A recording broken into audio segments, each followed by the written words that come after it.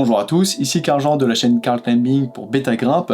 Avant de démarrer la vidéo et de te parler du surplomb d'Havaï, de te montrer l'enchaînement et d'analyser ça ensemble comme on aime bien le faire habituellement, je tenais à t'annoncer le lancement des soldes d'été. Ça démarre aujourd'hui et ça va durer à peu près une dizaine de jours. Ça va se terminer le dimanche 12 juillet à 23h59. Tu as le droit jusqu'à 50% sur l'ensemble de mes offres. Concrètement, comment ça se passe? Tu peux retrouver le lien dans ma bio Instagram, donc ici Beta Grimpe, ou en dessous de la description, tu auras un lien pour retrouver directement mon site internet. Tu vas avoir le droit donc sur mes formations à moins 40% avec le code ET40. Dans les formations que je te propose, tu as celle sur System Force qui va te donner les bases de la planification de la force de manière générale.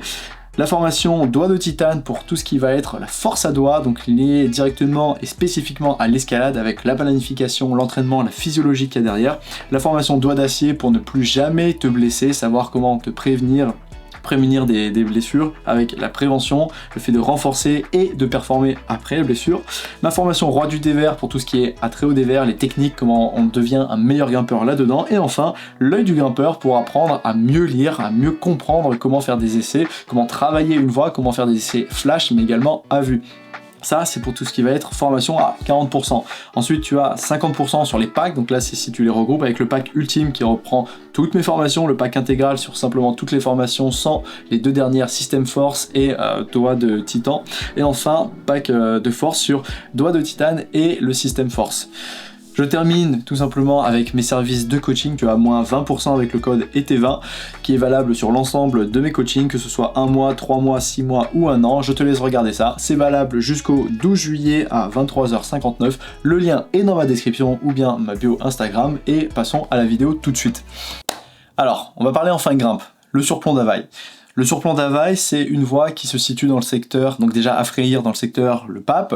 C'est une voie qui est une extension d'une première voie qui s'appelle le pilier d'Havaï. Donc on a la L1 pilier d'Havaï qui doit faire environ 20-25 mètres, qui est déjà un bon 7B+, assez tassé avec un premier crux sur une inversée et un bidois. Et puis on a l'extension après le relais, donc qui nous permet d'avoir un repos quasiment complet, il faut le dire, au niveau des bras, pour passer, en fait, donc ça porte bien son nom, le surplomb, c'est un toit. Donc tu as directement le toit sur 2 mètres avec un gros pas de bloc. Je dirais que ça dépend comment tu le fais. Je dirais que lorsque tu l'as mal fait, lorsque tu ne connais pas bien les méthodes, ça peut monter jusqu'à 7 B blocs. Lorsque tu as une fois les bonnes méthodes, honnêtement, je pense que ça doit valoir 7 à bloc, quelque chose comme ça, peut-être un chouïa plus, mais pas plus, on va dire.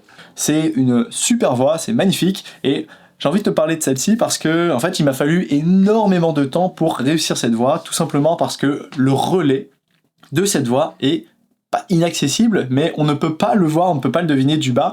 Et pour pouvoir le voir, en fait, si tu veux, j'ai dû utiliser un drone que, donc je vais te montrer les images à l'écran. Et si tu veux, lorsque je travaillais cette voie, le problème c'est que la fin est assez dure, et si tu veux enchaîner la fin, le dernier point est plutôt à 2-3 mètres en dessous de toi, et donc à chaque fois que tu tombes, tu te prends un plomb, tu tombes dans le vide, tu dois remonter à la corde, c'est ultra pénible, c'est vraiment très ennuyant. Et lorsque je suis arrivé là-haut, j'ai appris encore que ce n'était pas la fin, mais qu'il fallait aller encore plus loin pour pouvoir enchaîner et arriver au relais. Sauf que le relais, je ne le vois pas, lorsque j'arrive au-dessus, je vois que de la cambrousse, donc je me disais, mince, mais par où faut-il passer? C'est là où je me suis dit, je vais pouvoir prendre le drone, aller voir autour de la Meuse, donc la Meuse c'est le fleuve qui passe juste au pied de la falaise, donc de Freyr, pour pouvoir en fait regarder ce relais, par où est-ce qu'on peut passer. Et c'est là où j'ai vu que sur la droite, on avait un petit passage et qu'effectivement il y avait bien un relais. Là, à ce moment-là précisément, je me suis dit, oula, c'est une voie finalement qui va être beaucoup plus longue et difficile à travailler que je ne le pensais, et surtout qui va être 5 étoiles parce que elle est tellement longue, il y a tellement de mouvements, enfin c'est atypique, il y a du gaz, bref 5 étoiles, c'est magnifique à faire. Et donc lorsque tu termines la voie, ta dernière dégaine, théoriquement si tu clips seulement la longue, entre la longe et le relais, il peut y avoir à peu près 6, 7, 8 mètres de gaz, et donc t'as pas intérêt à tomber parce que t'as un arbre juste en dessous, bref, ça donne pas envie. Je te montre un petit peu l'état dans lequel j'étais le premier jour lorsque j'ai découvert cette voie, et puis on va pouvoir démarrer ensemble en partant du premier relais jusqu'au deuxième relais. Bon, je suis à une dégaine du relais du surplomb d'Havaï, une voie magnifique. Il y a toute cette section là dans le toit qui est vraiment incroyable. C'est beaucoup de mouvements à caler, c'est très à méthode, mais juste génial cette voie, juste incroyable. Alors, Ah je les pars gars, ici du fameux relais, celui du pilier d'Havaï. Donc tu vois bien, on est sur une espèce de relais repos complet puisqu'on est complètement sur les jambes et on lâche presque les mains. Tu as ensuite une traversée sur la gauche pour pouvoir aller chercher les prises. Donc concrètement ici, c'est pas très compliqué. Tu as plutôt de bonnes prises en main et tu dois monter les pieds très haut pour atteindre un les gars. angle, quelque chose de plat, c'est exactement ce que j'ai là, pour pouvoir clipper une dégaine qui est souvent doublée. À partir de là, c'est le dernier moment où tu as un repos et tu vas attaquer la section bloc, le passage bloc du toit. Et donc cette section-là, on peut la passer en prenant une réglette main droite qui est pas mauvaise, il faut monter fort les pieds. Puis ensuite tu viens prendre une arquée main gauche qui est beaucoup moins bonne, un peu plus petite. Tu viens chercher péter, c'est ce que je fais, une main droite là qui doit faire à peine 1 centimètre. Tu montes fort les pieds pour faire une lolotte et là, compression main gauche sur quelque chose qui doit faire 3 doigts, en tout cas pour moi, et une bonne phalange. Les Inter, gars. main droite, et là sur cette main droite tu relances pour aller chercher une espèce de pistolet en bidois, vraiment pas super bon en tout cas pour moi. Main gauche sur le bloc et tu viens relancer sur un back qui est vraiment énorme. À savoir que sur la vidéo que je te montre, la vidéo de l'enchaînement, c'est la première fois où je changeais ce que je faisais. Là, une fois qu'on a le back, on vient mettre un fameux genou, donc c'est un genou incroyable à mettre en dièdre, donc c'est un peu le repos complet. Le seul problème loin, de genou, c'est que souvent tu mets loin. le genou, tu viens le fermer au-dessus de ton bras, donc ton bras n'est pas libre, et donc lorsque tu le retires, c'est un petit peu compliqué. Là maintenant que je me vache, je vais pouvoir te montrer l'ancienne méthode. Grosso modo, ce que je devais faire, c'était avant, enfin l'ancienne méthode c'était pareil, le même croisé mais c'était difficile parce que déjà mes pieds étaient mal placés. Et puis il fallait faire une grosse fermeture main gauche pour envoyer directement inter et je jetais pour perdre les pieds et aller prendre le back. Bref, c'était beaucoup plus dur. Pour sortir de cette position, donc lorsqu'on a le genou, c'est pour ça que je mets une genouillère, c'est parce qu'en fait on fait une torsion sur la jambe, ça nous mord un peu la peau et surtout ça l'arrache, ça me fait super mal, donc j'ai préféré mettre la genouillère. Je l'ai déjà fait plusieurs fois sans, mais ça m'amuse pas en fait, de me blesser tout simplement. Donc tu viens chercher une main gauche pas très bonne, une main droite pas bonne, et ensuite une main gauche plate qui est assez bonne. Tu viens tout de suite te mettre, dès que c'est possible, en lolotte pour décharger les mains, donc déjà là, commencer à bien respirer, à bien ventiler, puisque ça faisait honnêtement une vingtaine de minutes déjà que je commençais à grimper. J'en profite pour clipper lorsque j'ai un petit moment. D'ailleurs, petit tips, lorsque tu es en train de grimper, si tu arrives à côté d'une dégaine, c'est pas parce que tu peux clipper la dégaine que tu dois clipper la dégaine, c'est exactement ce que j'ai fait là. Lorsque j'étais en train de grimper, je l'ai vu, je savais que je n'allais pas tomber, j'étais pas pressé, mais j'étais d'abord préoccupé par ma récupération.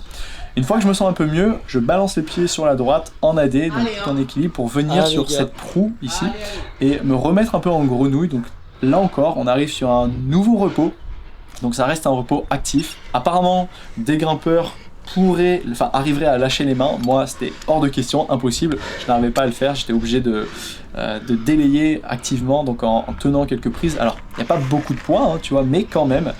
Il y a une position à trouver avec les contrepoints de pied droit, tu as beaucoup de blocs sur la droite. Moi souvent c'est ce qui me sauvait un peu parce que au moins je pouvais relâcher une main sur les deux et puis main droite j'avais une bonne prise. Ici ce que tu vois c'est que je mets une contrepointe main droite pour relâcher la main droite et aller prendre une autre prise qui va me permettre ensuite d'évoluer et d'aller chercher la main gauche. Donc là c'est ce que tu peux voir, il y a une espèce d'enveloppe, une boîte aux lettres qui me permet de délayer, c'est un peu le dernier repos que j'ai. Là, je t'ai passé beaucoup de repos, mais normalement, je reste beaucoup plus longtemps. Et on arrive sur la fameuse partie en dalle d'Ulfer, qui est assez compliquée.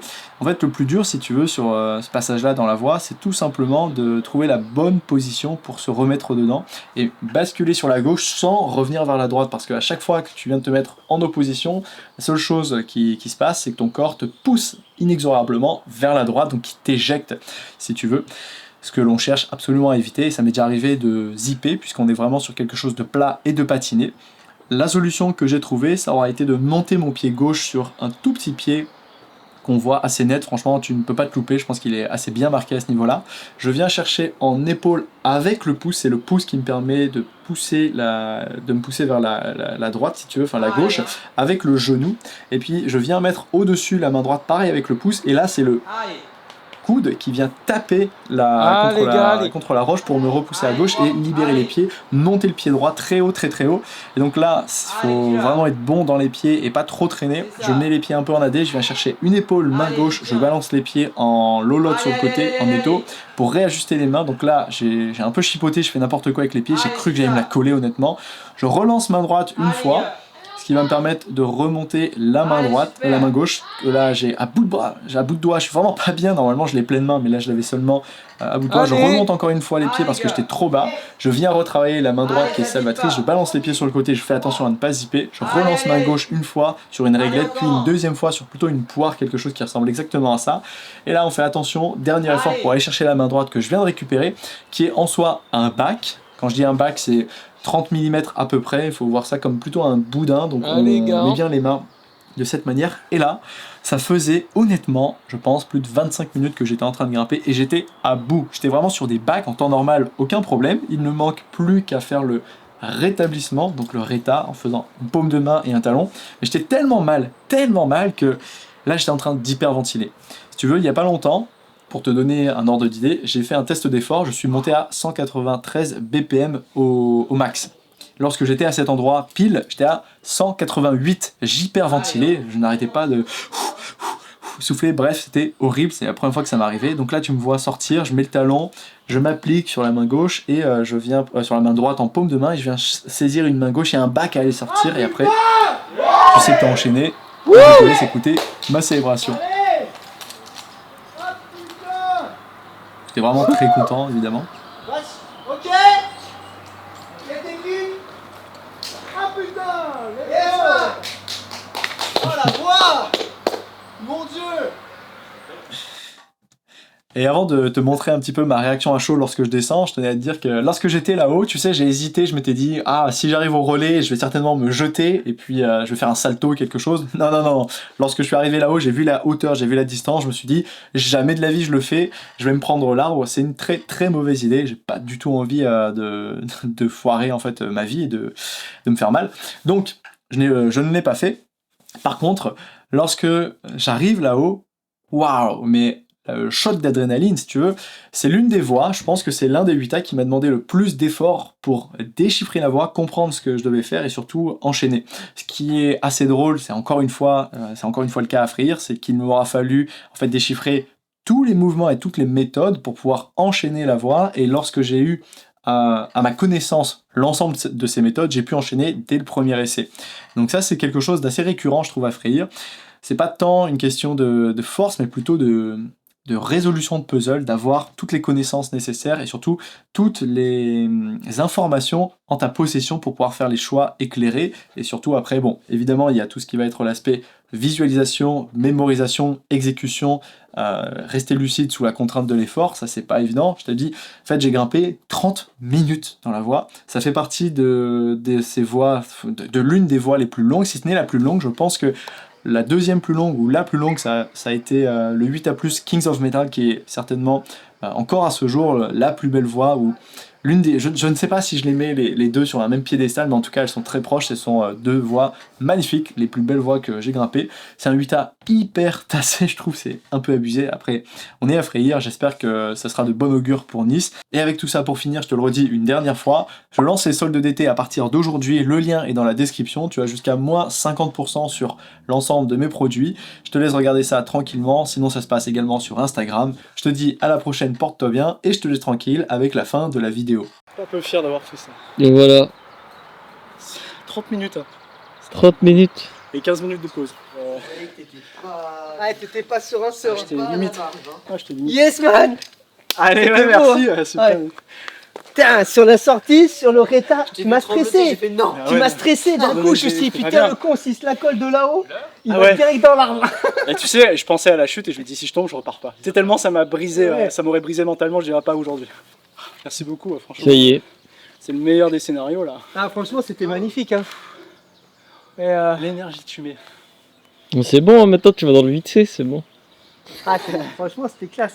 Ah, mais merci pour l'assurage, franchement. Ouais. Et t'imagines, en fait, sans le repos au bout du pilier, Et- c'est... Ouais, c'est pas 8 heures. Non, déjà, mais c'est clair. Mais... déjà là c'est 8A, mais gros 8A je trouve. En plus, maintenant avec les méthodes, je dis, mais le gars qui dit 100 repos, il a même pas fait l'avant, 110, 120. Et je me dis, voilà, je suis pas bien là, 160. Ça s'est vu quand t'as fait le mouvement, quand t'es sorti de ta faille, t'as écrit la. C'était tellement loin ça. T'étais comme ça, Ah ouais. là, j'ai fait oh non, il va pas faire ça. En fait, mon pied droit était trop bas. Et quand il a fallu faire la lolotte, T'as fait ça, t'as fait. quand il a fallu faire la lolotte pour remonter la main, je me suis